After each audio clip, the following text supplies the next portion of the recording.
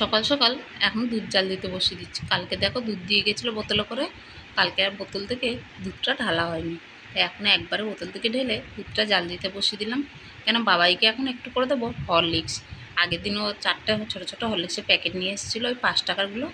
একটা খেয়েছিলো আর 3টে রেখে দিয়েছিলো, তাই ভাবলাম একটা করে দিই, কেন এখনও পড়তে যাবে। হরলিক্সটা দিলে তাও হরলিক্সটা খেয়ে যাবে, না হলে এমনিই চলে যাবে।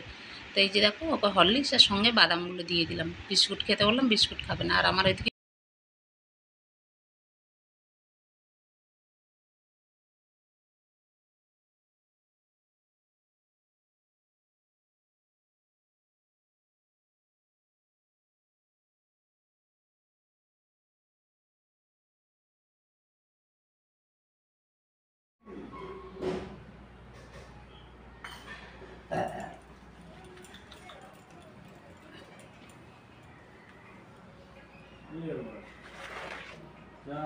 হজম হয়ে গেল।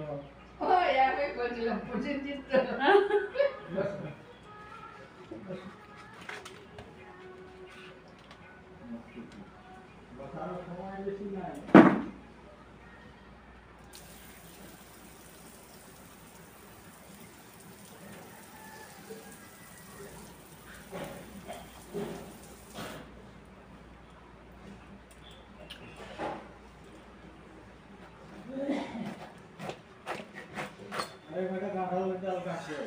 কাটো, কালকে তো তোমাকে বললো কাঁঠালের ডাল কেটে নাও। একটু না বললে হয়। বলা বলে কি আছে, যখন লাগবে তখন। এই যে চুরি করতেছে। হ্যাঁ, পেটে গেছে কাঁঠালটা। এটা কি করবা? এইগুলা কি কি না? শক্ত কিছু কাটাবে। এই যে দেখো বন্ধুরা, পেকে গেছে, খাওয়া যাবে না। পেকে গেছে। তরকারি করতে পারবা? খাওয়া যাবে? না, ওই যে রোয়াগুলা বাদ দাও। হ্যাঁ, রোয়াগুলো তো বাদ দেবো, এটা খাওয়া যাবে। রোয়াগুলা বাদ দিয়া, হ্যাঁ ওই ছালটা আছে না? হ্যাঁ, ওইটাকে বানাবে। রোয়া তো এমনিতেও খাই না। হ্যাঁ, রোয়াটা ভালো তো, এটা এমনি খাইতে পারবা, মিষ্টি হবে মনে হয়। কালকে খাওয়ার দরকার ছিল। কালকে কাটতে গেলাম, মা বললো থাক আজকে রেখে দাও। ওই জন্যই পাইকে গেছে।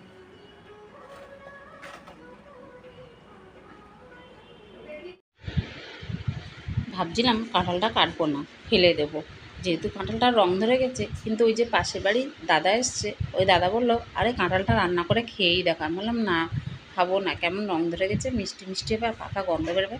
বলছে আরে কিচ্ছু হবে না, তা আশা করে যখন গাছ থেকে পেরেছো তাহলে খেয়েই দেখ। আর এই কাঁঠালটা কোনটা বলো তো, আগের দিন যে তোমাদেরকে বলছিলাম একটা জিনিস দেখাবো, কিন্তু কাঁঠালটা পারতে পারিনি, সেটাই। তো ওই দাদা বললো বলে কাঁঠালটা কেটে নিলাম। দেখো হালকা হালকা হলুদ হলুদ কিন্তু হয়ে গেছে, কিন্তু কাঁঠালটা নরম হয়নি, আর পাকা কোনো গন্ধও বেরাচ্ছে না। এই দেখো তোমাদের সঙ্গে কথা বলতে বলতে আমি নিজের পরিচয় দিতেই ভুলে গেছি। গুড মর্নিং বন্ধুরা, কেমন আছো সবাই? আশা করি সবাই খুব ভালো আছো, আর আমিও খুব ভালো আছি। তো এখানে দেখো সকালে বাসি কাজ সব সেরে তারপরে বসে গেছি চান করে এসে কাঁঠাল কাটতে। চান করে এসে ওদিকে কিছুটা রান্নাবান্না বসিয়ে দিয়ে, মানে ওই ভাত টাতগুলো বসিয়ে দিয়ে তারপরে এসেছি কাঁঠাল কাটতে। আর কি বলতো, ভাত আর ডালটা বসিয়ে দিচ্ছি, যতক্ষণ ভাত ডালটা হবে ততক্ষণ কাঁঠাল কাটাটা। দেখো বন্ধুরা, আজকে করবো হচ্ছে পাকা কাঁঠালের তরকারি। দেখছো কাঁঠালটা রং ধরে গেছে, কাটার সময় তোমাদেরকে দেখালাম কাঁঠালটা রং ধরে গেছে অল্প অল্প। আর 2-4 দিন রেখে দিলে হয়তো পেকে যেত। দেখতে পাচ্ছ হলুদ হলুদ হয়ে গেছে কালারটা, দেখতে পাচ্ছ। তাও এটা তরকারি করবো আর খেয়ে দেখবো কেমন লাগে। সবাই বলে যে ভালো লাগে ভালো লাগে। তো চলো পাকা কাঁঠালের তরকারি করি তোমরা দেখো, আর অবশ্যই খেয়ে বলবো তোমাদেরকে কেমন হয়েছে। চলো পাকা কাঁঠালের তরকারি, কোনো দিন খাইনি পাকা কাঁঠালের তরকারি, আজকে করবো পাকা কাঁঠালের তরকারি। চলো তরকারিটা করি। আজ চেষ্টা করছি একটু তাড়াহুড়ো করে রান্নাটা শেষ করে নেওয়ার, কেন অনেক কাজ বাকি আছে। তো এইদিকে দেখো কাঁঠালের জন্য আমি আলু ভাজাটা বসিয়ে দিচ্ছি, আর কাঁঠালটা অবশ্যই রান্না করে খেয়ে তোমাদেরকে বলবো যে কেমন হয়েছে। তোমাদেরকে বলছিলাম না খেয়ে বলবো।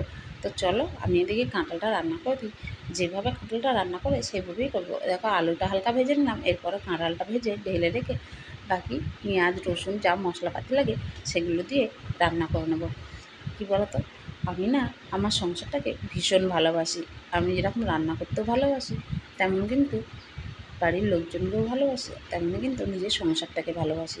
সবসময় নিজের সংসারটা গুছিয়ে রাখতে ভালোবাসি, নিজের মতন করে গুছাতে আমি ভালোবাসি। তাই এই জন্যেই সকাল থেকে উঠে প্রচুর কাজ থাকে। হ্যাঁ, কোনো কোনো দিন কাজ একটু কম থাকে, রোজ দিন তো আর এক রকমের কাজ থাকে না বলো। সবসময় কিন্তু এক রকমের কাজ থাকে না সবার, দেখবে। তো ওই জন্যেই এক একদিন একটু, কোনো দিন একটু কাজের চাপটা বেশি থাকে, আবার কোনো দিন কাজের চাপটা একটু কম থাকে। তো আজকে ভাবছি তাড়াহুড়ো করে রান্না করে সংসারের যে বাকি কাজগুলো আছে সেগুলো করব। কিছু ঝাড়া পোছা করতে হবে, তো সেই জন্যই তাড়াহুড়ো করে রান্না করলাম।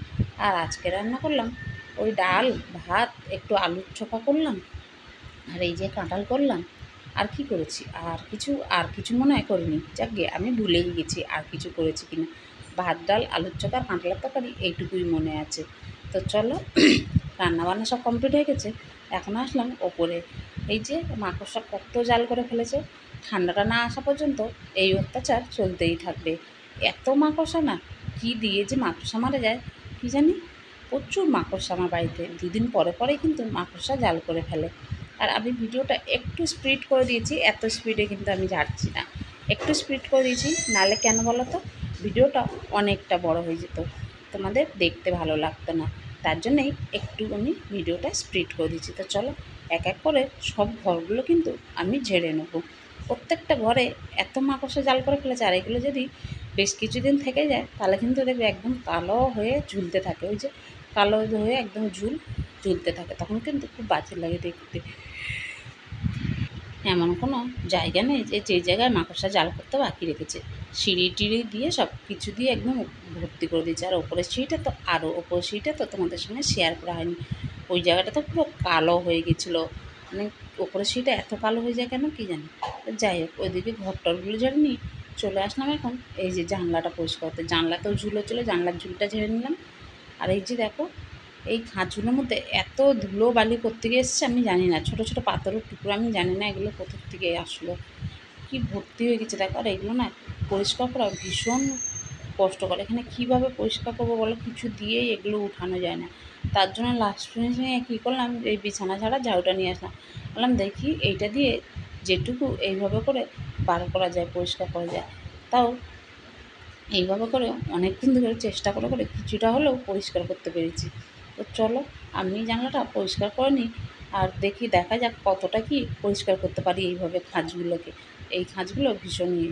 আর এইদিকে দেখো, নারকেল গাছ থেকে নারকেল পাড়ার জন্যে একটা লোক নিয়ে ডাকা হয়েছিলো। তো এই যে এখন উনি নারকেলগুলো পেড়ে গাছটা পুরো পরিষ্কার করে দেবে।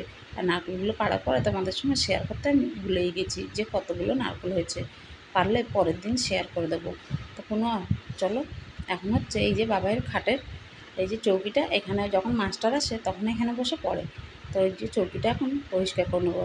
সেই যে চাদরটা পেতেছিলাম, তারপরে আর এই চাদরটা ধোয়া হয়নি, যেহেতু ও এখানে শুধু মাস্টার আসলে বসে পড়ে, তাই এটাকে আর অত গুরুত্ব দেওয়া হয় না। আর এই ঘরটা সত্যি বলতে আমরা কমই ঢুকি, বাবাই পড়ে, আর যেটুকু যদি দরকার টরকার পড়ে তাহলেই ঢুকি, নাহলে এই ঘরে ঢোকা হয় না। আর আমার ছেলেটা না সত্যি কথা বলতে খুবই নোংরা করে, প্রচণ্ড নোংরা করে ও, জিনিসপত্র এত ছড়িয়ে রাখে, আর এত পেন খাতা টাতা নষ্ট করে না, কাগজপত্র দিয়ে একদম। এই চৌকিটার ওই কোণার দিকে যেদিকে দেখছে এই যে লাঠিটা রাখা আছে, ওই দিকটায় এত কাগজ টাগজ ফেলে রাখছে না, কি বলবো। আমি এখন চৌকিটা উঠে চাদর পাত থেকে দেখছি ওই কোণার দিকে পুরো কাগজ টাগজ ফেলে রেখেছে। তো এখন হচ্ছে বিছানার চাদরটা পাল্টে দিলাম, ওই চাদরটা তুলে অন্য চাদর পেতে দিলাম। আর এখন আমি গোটা ঘরটা ঝাঁট দিয়ে পরিষ্কার করবো। দেখতে পাচ্ছ কত কাগজ টাগজ ফেলে রেখেছে, প্রচুর কাগজ টাগজ ফেলে রেখেছে। আর জানলার এই খাঁজগুলো না সম্পূর্ণ পরিষ্কার করতে পারিনি, কিছুটা হলেও কিছুটাও থেকে গেছে, সবগুলো পরিষ্কার করতে পারিনি, তাহলেও অনেকটা পরিষ্কার হয়েছে। আর আজকেই শ্যাম্পু করে না, এই ধুলো টুলো দিয়ে আবার চুলটার 12টা বেজে গেল। আজকেই শ্যাম্পু করলাম, আর আজকের এত ধুলো টুলো ঘাঁটাঘুটি হচ্ছে। এখন দেখো আমি লেখাপড়া করতে বসছি, না না লেখাপড়া করতে বসছে না, আমার ছেলে দেখো খাটের কোণা দিয়ে পেনগুলো সব ওই পারে ফেলে দিয়েছে। আর তাই আমি সেগুলো বার করে দেখছি যে পেনগুলো ভালো আছে না খারাপ। দেখলাম যে না, একটা পেনই শুধু ওখানে খারাপ, আর বাকি পেনগুলো সবই কিন্তু ভালো। এত পেন পেন্সিলও নষ্ট করে না আমার ছেলে, প্রচণ্ড পেন পেন্সিল রাবার ছোটোর থেকে ভীষণ নষ্ট করে ও এগুলো। ও না এখনও ঠিক পয়সার মায়াটা বুঝতে পারেনি, না এখনও বোঝে না যে এগুলো কিনতে গেলে পয়সা লাগে, বা এগুলো নষ্ট করলে আবার কিনতে হবে, এই জিনিসগুলো ওকে এখনও আমি বুঝিয়ে উঠতে পারলাম না। বড় হয়েছে কিন্তু এই বুদ্ধিগুলো ওর এখনও হয়নি।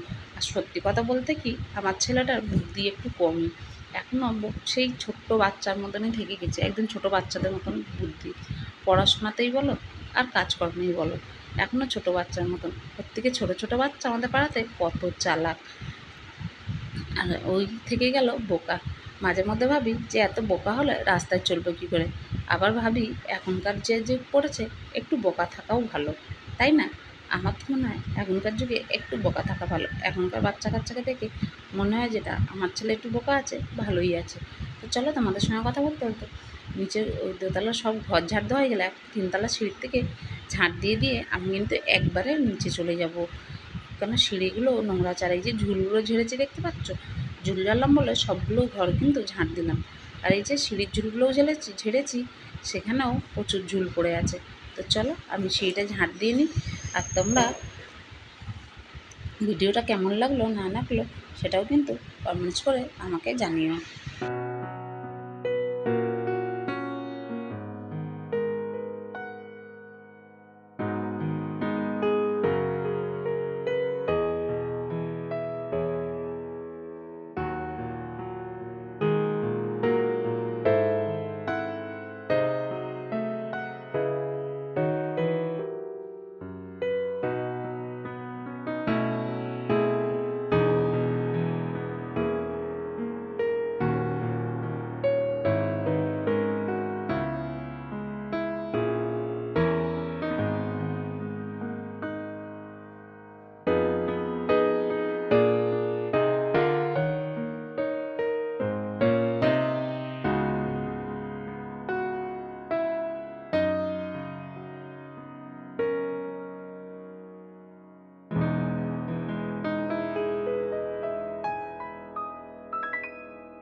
তো এই যে দেখো বন্ধুরা, এখন বাজে দুপুর 1:45, সব কাজ শেষ হলো। ঝাড়ুটা নিচে রেখে দিয়েছিলাম, নিয়ে আসলাম, সব কিছু করে একবারে ঝাড় দিতে দিতে নিচে গেলাম। নিচে গিয়ে খাওয়া দাওয়া করে তারপরে হচ্ছে এসে করলাম, হাঁপিয়ে গেলাম উপরে উঠে।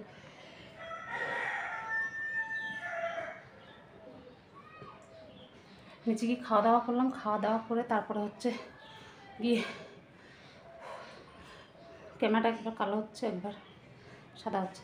তো নিচে খাওয়া দাওয়া করে বাসন কোসন মেজে একবারে উপরে আসলাম। আর তোমাদেরকে বলছিলাম না খাওয়ার সময় কাঁঠালের তরকারিটা কেমন হয়েছে বলবো, কিন্তু খাওয়ার সময় আর ভিডিও করতে মনে নেই। সত্যি কাঁঠালের তরকারিটা খুবই ভালো হয়েছিল, যেহেতু একটু ঝাল দিয়েছিলাম। তো হালকা একটু মিষ্টি মিষ্টি লাগছিলো, যেগুলো একটু বেশি রঙ ধরে, যেই সাইডটা একটু বেশি রঙ ধরেছিল সেই পিসটা হালকা একটু মিষ্টি মিষ্টি লাগছিলো। তাছাড়া কিন্তু কাঁঠালের তরকারিটা ভালোই লাগছিলো, ভালোই হয়েছিলো খেতে। আর এই ঘর পরিষ্কার করতে করতে আজকে আমার মাথা খারাপ হয়ে গেলো। ঘরটা দেখো এখন অনেকটা পরিষ্কার হচ্ছে, অনেকটা চকচক করছে। আমার ছেলে ওই কোনা দিয়ে পুরো কাগজ টাগজ নোংরা টোংরা ফেলে একবারে ভর্তি করে দিয়েছিল। ঘরটা পরিষ্কার করলাম, বিছানাটা পরিষ্কার করলাম, করে এখন হচ্ছে দেখতে তাও একটু ভদ্র লাগছে। আর এই জানলাটা দিয়ে কোনা, জানলাটা যতটুকু পারলাম ততটুকু পরিষ্কার করলাম। জানলার কোনাগুলো পরিষ্কার করতেই পারছিলাম না, মানে কোনাটা পরিষ্কারই করা যাচ্ছে না, এতটা হচ্ছে ঝাঁটাটা ঝাঁট লাগে। এখন যাবো হচ্ছে মুরগির খাবার দেবো, জল দেবো, তারপর হচ্ছে গা দেবো, ড্রেস চেঞ্জ করবো, তারপর হচ্ছে শর্ট করবো একটুখানি। তো চলো আমি এগুলো করে নিই। আর আজকের মতন ভিডিওটা শেষ করলাম এই পর্যন্ত। দেখা হবে আবার নতুন একটা ভিডিও নিয়ে। সবাই ভালো থেকো, সুস্থ থেকো, আমার পাশে থেকো, টাটা।